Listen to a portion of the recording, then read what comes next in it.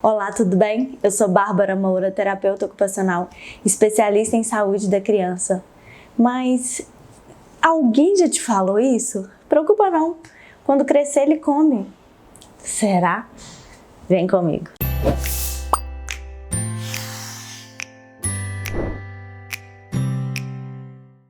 É muito comum a gente ouvir isso, né? Ih, minha filha, preocupa não. Essa menina, depois que crescer, come. Seu tio era assim, seu primo era assim e hoje tá comendo. Não, é assim mesmo, menina, é assim mesmo, menino não gosta de comer. E será? Será que é isso mesmo? Será que sua avó, sua mãe tá certa? A gente tem que entender como que acontece o processo de alimentação, né? Como que é essa relação do indivíduo com o alimento. E nem sempre acontece tão bom assim. Nem sempre quando cresce isso passa.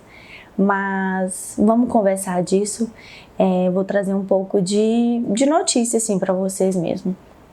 E o que a gente tem que entender é que os primeiros anos de vida são essenciais para o desenvolvimento da alimentação. É o primeiro contato que a criança tem, que nós, né, não só a criança, que nós temos com os alimentos. É a nossa primeira experiência. Então, até os 2 anos é que a gente desenvolve as nossas escolhas alimentares, principalmente do zero, né? Na verdade, desde quando o bebê está na barriga da mãe, com os hábitos alimentares da mãe, lá começam as experiências de sabor, as experiências alimentares da criança, porque na hora que a mãe come, depois que já desenvolveu o paladar, aquilo que a mãe come, a criança também sente o sabor. Então, a partir desse momento, a criança já começa a desenvolver seu paladar, já começa a desenvolver as suas escolhas alimentares. Então, começa do zero lá mesmo, até e tem assim um corte os 2 anos.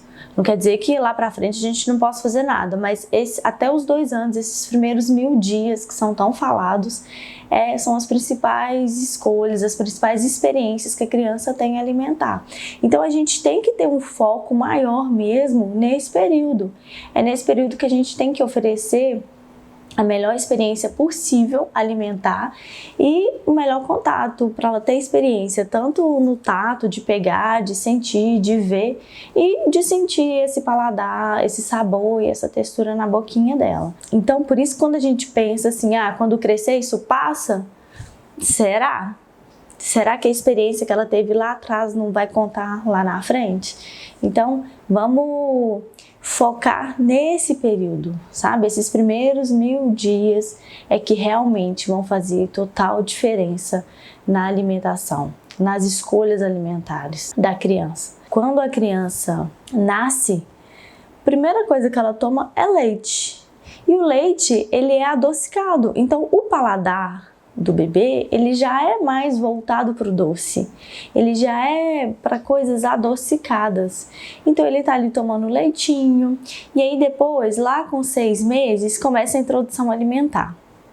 Quando começa a introdução alimentar, o que a gente oferece? Fruta. A primeira introdução costuma ser fruta, e a fruta, ela é doce, e aí depois vem os legumes, e os legumes, a recomendação é que seja sem sal, sem tempero.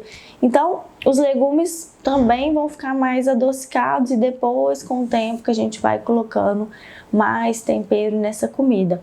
Então, as experiências da criança, elas são muito pro doce.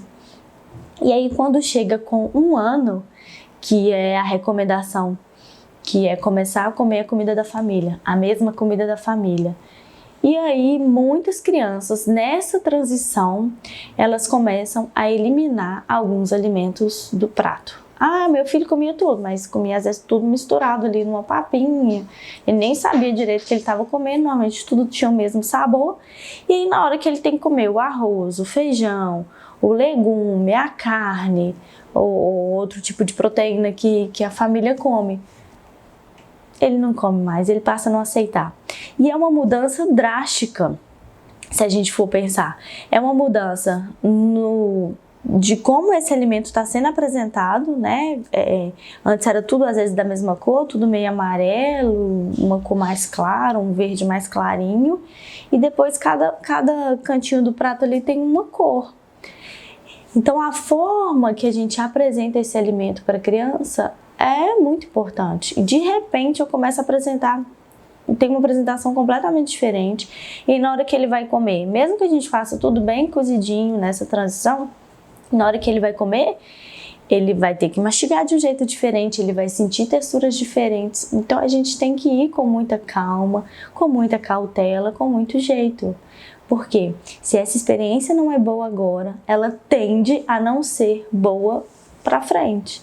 Então a gente tem que prestar atenção nesse início do desenvolvimento da alimentar mesmo, desenvolvimento do paladar, da relação da criança com a comida. E a gente tem que lembrar que não só a comida é apresentada de uma forma diferente, mas o sabor muda muito. Porque normalmente quando a gente faz uma comida para um bebê, você tempera menos, você coloca menos sal, você consegue fazer essa diferença. E na nossa comida é mais condimentada, costuma ser mais salgada. Então tem muitas diferenças para essa apresentação, para esse sabor, para essa criança interpretar, tá? Então vamos com cuidado mesmo, vamos ser respeitosos com esse marco para a criança, sabe? E se a gente não faz isso, ele tende a ir diminuindo os alimentos. Talvez a gente apresentar um por vez, não apresentar todos, ou apresentar um junto com a papinha que ele já está acostumado, ou vamos misturando um pouquinho na papinha para ele já ir sentindo uma textura diferente. Então, tem várias formas disso ser feito. A gente poderia ficar um dia aqui conversando só sobre isso, mas o assunto é quando crescer, será que isso passa ou não? Será que a seletividade alimentar do meu filho vai passar naturalmente ou não? E é isso que a gente está discutindo, e é por isso que eu quero que você entenda quais são os processos importantes na construção de um paladar, na construção de uma relação com o alimento, para a gente entender se isso passa ou não. E aí essa importância assim, dos sentidos envolvidos na comida. Quais são os sentidos importantes na hora de apresentar um alimento para a criança? É a visão, a gente olha para um alimento, a gente já sabe se a gente está afim de comer ou não. Tem gente que gosta de uma comida mais corada, tem gente que gosta de uma comida menos corada, uma comida mais clara. Então, isso é extremamente importante. Isso vai me gerar uma vontade de comer ou não. O olfato, se essa comida está com um cheiro agradável, um cheiro que eu gosto ou um cheiro que eu não suporto. A textura dessa comida, eu já comi ela, eu já conheço a textura, sabe? Então, tanto no paladar quanto no pegar mesmo. Tem comida que a gente come com a mão. E às vezes uma fruta que suja mais, que é mais molhadinha, às vezes a criança não suporta esse tipo de textura. Então, ela também vai correr disso. E o outro é o paladar, né? Obviamente é o paladar. Então tem certo tipo de sabor que eu gosto mais. E normalmente as crianças gostam mais dos sabores adocicados. Então por isso que a gente tem que tomar muito cuidado com muita oferta de carboidrato, porque ele tende a gostar mais, são desses alimentos. O macarrão, o arroz, a batata, eles são mais adocicados. Então, mesmo que a gente coloque sal e tempere e tudo, mas a base desses alimentos é o doce, é o açúcar do carboidrato. Então, a gente tem que ter esses cuidados. Então, os 4 sentidos importantes para a gente levar em consideração na hora de apresentar um alimento para a criança é a visão, o olfato, o tato e o paladar. São esses 4 principais sentidos envolvidos na alimentação. E se você for pensar, são quase todos que nós temos. E por isso que eles são essenciais para pensar na hora de oferecer algum alimento para eles. E aí, nós compreendemos que esses primeiros 1000 dias são essenciais para o desenvolvimento da relação com o alimento e tudo que isso a criança vai levar para a vida dela. O que isso tem? Vamos pensar que é mais ou menos igual a um namoro. Quando a gente está começando um namoro, a gente começa com as coisas boas. Primeiro você conhece aquilo que parece com você a gente conversa, né, de tudo que é de interesse de um, interesse do outro. Normalmente esses interesses batem, esses interesses são parecidos, e aí vai criando uma relação e vão criando momentos de desafios no relacionamento. Vão ter momentos mais difíceis, momentos mais fáceis, mas tem uma ligação ali. A principal ligação no relacionamento é porque gera algo bom, gera algo prazeroso, algo gostoso, você quer estar com aquela pessoa. E a relação da criança, a nossa relação com o alimento é mais ou menos essa. Eu quero ter uma boa relação com o alimento. Então, na hora que começa essa relação, se ela não é agradável, se ela não é prazerosa, se ela não é gostosa, não vai dar liga, não vai continuar. Ou se continuar, vai ser uma relação muito prejudicial. Às vezes, você tem um amigo que começa um relacionamento ali e você vê que não vai dar certo. Né? Você fala assim, nossa, não tem nada a ver e tal, mas a pessoa quer continuar ali, quer continuar sofrendo. Às vezes os dois estão sofrendo e continuam numa relação. E a relação nossa com o alimento é mais ou menos essa. A gente começa com aquilo que a gente gosta, de um jeito que a gente gosta, e depois você vai conhecendo, vai tendo alguns desafios ali, você prova algo que talvez você acha que você não gostaria, mas acaba que depois você passa a gostar. Então, é mais ou menos parecido. A gente tem que fortalecer as relações, tem que estar junto ali, né? E uma relação, ela caminha quando duas pessoas querem caminhar, né? Querem estar juntas. E a relação da criança com a comida é essa. A criança, ela tem que querer comer, ela tem que querer ter uma relação com o alimento. A criança que não quer nem ver o alimento, que às vezes não tem nem fome, como é que a gente vai fazer? Então, a gente tem que apresentar a ela novas formas disso acontecer. E nessa relação da criança com o alimento, não é só os dois que estão envolvidos, tem uma família por trás, né? A mesma coisa de um relacionamento, tem um casal ali. Mas às vezes esse casal ele não continua junto porque as famílias em volta não contribuem. Vamos pensar assim, vamos fazendo esse paralelo para ver se a gente consegue, para ver se isso consegue ficar mais claro. Então, se tem uma família que não apoia aquele relacionamento, que não tem uma boa relação entre eles, aquele relacionamento tende a não ir para frente. Então, a mesma coisa, tem o alimento e a criança, elas estão ali, né, tentando ser amigas, tentando que a coisa flua, e aí tem uma família que às vezes não dá um suporte que ela precisa. Tá? Essa criança, ela precisa desse suporte. A responsabilidade da criança comer não é só dela. Ela tem uma grande parte, mas a família tem uma outra grande parte. Vamos colocar que é 50%, 50%. Então, a criança, ela tem que ter apetite, ela tem que querer comer, ela vai ter a parte dela de mastigar, fazer todo o processo. Mas a família, ela tem que dar o suporte necessário para que isso aconteça. Então, essa relação acontece assim, da criança, o alimento e um suporte da família ali atrás.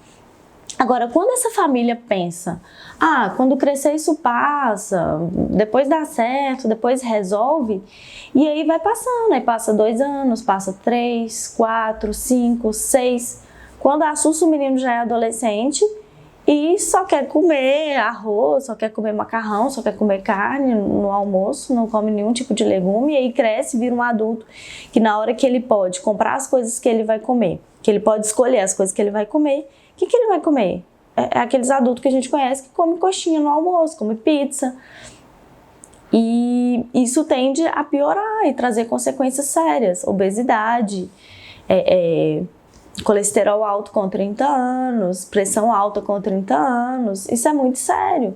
E às vezes esse adulto é assim hoje porque a relação dele lá atrás com o alimento ficou ruim e às vezes a família pensou, não, deixa pra lá, isso vai passar, quando crescer passa. E tem muita gente que não passa. Isso pode mudar? Pode. A gente conhece muitos casos de pessoas que tinham uma alimentação péssima e que de repente deu o dia do chega, o clique, e aí essa pessoa mudou. Mas com certeza foi muito mais doído, muito mais sofrido mudar os hábitos alimentares com 30, 40 anos, porque às vezes sofreu um infarto, porque às vezes não passa em algum lugar, ou por várias condições, assim, não consegue ter um relacionamento.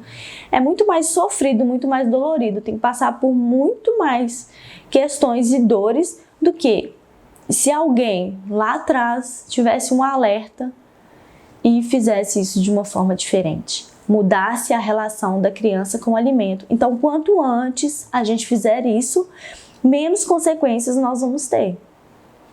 Menos consequências para a pessoa, né? E para o restante da família.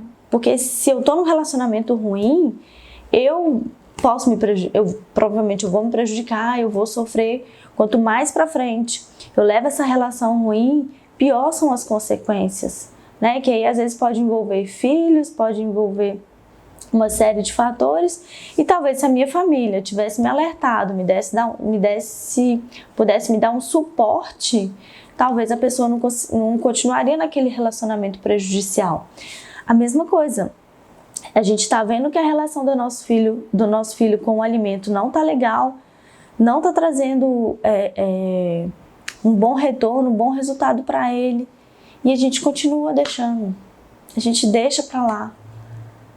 Gente, mães, pais, vamos acordar. Nós temos responsabilidade na alimentação do nosso filho. É 50% responsabilidade nossa. O suporte é nosso. Nós é que fazemos as escolhas de horários, de alimentos e com leveza, de uma forma com conhecimento. Nós temos que ter conhecimento para poder ajudar nosso filho. E como que a gente faz isso, Bárbara? Tá bom, eu vou mudar e vou ajudar meu filho a ter uma boa relação com o alimento. Então, primeira coisa, nós temos que ter rotina. A gente tem que olhar para nós, tem que olhar para nossa família e ver como que tá. Peraí, eu alimento bem, eu como bem, eu tenho bons hábitos alimentares, eu tenho uma boa rotina. Como é que tá isso? Meu filho tá vendo se eu como bem ou se eu só como macarrão, chocolate e etc. Como que tá a minha alimentação? Tá, não, eu como de tudo, eu como salada, minha alimentação é ótima e tudo, mas meu filho vê a gente comendo, mas não adianta isso. Tá ok, e seu filho tem rotina? Você dá comida para ele toda hora porque ele não come. Se você dá comida para ele toda hora, ele nunca vai ter fome. A gente fica mascarando. E aí a tal da fome oculta, que vocês pesquisarem aí, vocês vão achar. Então, vamos ver isso. Vamos mudar a rotina da criança. Vamos colocar uns intervalos aí de 2 a 3 horas para que ele tenha uma fominha. Não é deixar o menino com fome não, tá? Pelo amor de Deus. Não tem que deixar o menino com fome não. Mas a gente tem que dar uns intervalos para ele ter uma vontade de comer, tá? E aí a gente vai introduzir na brincadeira, ter momentos de brincar com essa criança. E eu falo até, o último vídeo meu, eu até falei como que a gente pode fazer isso. É fora das refeições, é arrumar outros momentos, é estar disponível para a criança e apresentar ela de uma forma diferente, é conquistar. Eu estava fazendo o paralelo do namoro, então a gente tem que conquistar ela.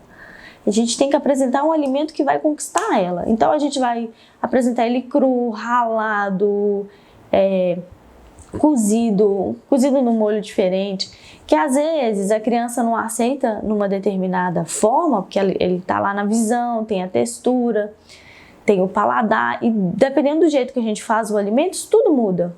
Dependendo do jeito que a gente coloca no prato, tudo muda, né? Se a gente cozinha uma cenoura, ela tem uma textura diferente de uma cenoura crua. Uma cenoura ralada tem uma textura diferente. Uma cenoura no arroz vai ter um sabor diferente. Então, assim, vamos correr atrás, vamos fazer um jeito para conquistar nosso filho com o alimento. Que ele precisa ser conquistado. E quanto antes ele for conquistado, quanto antes ele conhecer melhor esse alimento, melhor vai ser o caminho dele futuramente. Ah, meu filho já tem 6 anos. Começa agora. Ah, meu filho tem 10. Começa agora. Começa o quanto antes. O quanto antes essa informação chegar para você, haja. Chega, desculpa. Chega. Vamos agir. É agora. É para ontem. Isso é muito sério. Tá bom? Então, esse é meu recado para vocês. E aí eu vou te pedir um favor. Tem um joinha aí. Se você gostar, sinceramente, curta, vai ser muito importante. Compartilha com quem você acha que essa informação pode ser útil. comenta aqui, eu quero te ouvir, eu quero te ajudar, eu quero responder as suas dúvidas. E quando você comenta, quando você pergunta, pode ser uma pergunta de uma outra pessoa também. E aí, dependendo do tema, eu posso até fazer um vídeo específico sobre isso. Tá bom? Se inscreva, ative o sininho e salve. Quanto mais desses passos você fizer, para mais gente esse vídeo chega e mais pessoas que vão se alertar a isso, que talvez quando crescer isso não passa. E muito provavelmente isso não passa. Tá? Tá bom? Um grande abraço e obrigada por estar aqui.